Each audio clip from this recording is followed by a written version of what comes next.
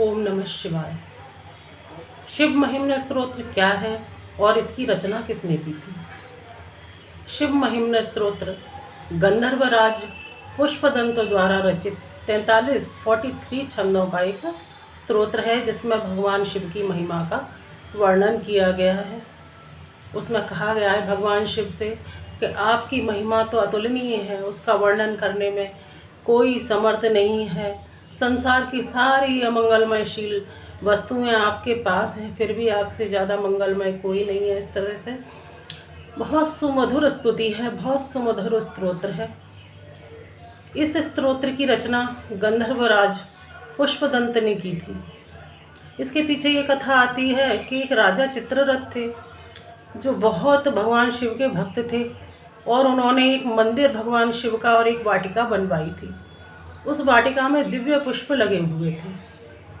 तो गंधर्वराज पुष्पदंत वहाँ से एक दिन भ्रमण कर रहे थे। उन्होंने देखा कि बहुत ही दिव्य, बहुत ही सुंदर वाटिका है, बहुत सुंदर पुष्प हैं और साथ में भगवान शिव का मंदिर भी है।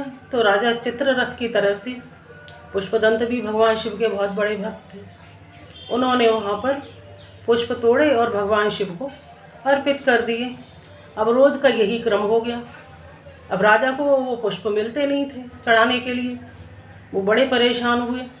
अब क्योंकि पुष्पदंत जो थे वो अंतर्ध्यान हो जाते थे, किसी को दिखाई नहीं देते थे। तो राजा चित्ररथ ने अपने गुरु से पूछा कि क्या करना चाहिए, मुझे कैसे पता चले कि कौन इन पुष्पों को तोड़ता है और कौन चढ़ा जाता है। तब उनके गुरु ने कहा कि भगवान शिव का निर्माल्य, उनके बेलपत्र, पुष्प आदि जो चढ़े होते हैं उनके ऊपर, उनको लेकर मंदिर के द्वार पर रख दीजिए। जो भी इन पर पैर लगाएगा या इनको लांघेगा, उसके अंतर्ध्यान होने की शक्ति चली जाएगी। इस तरीके से जब गंधर्वराज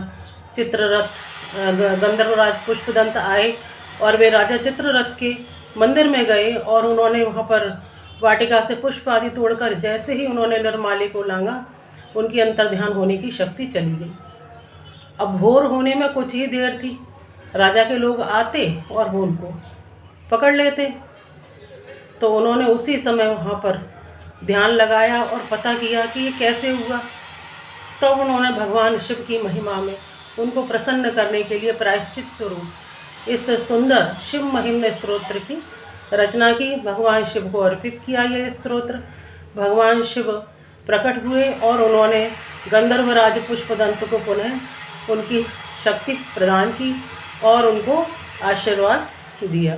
इस तरह से शिव महिम्न स्तोत्र की रचना हुई थी।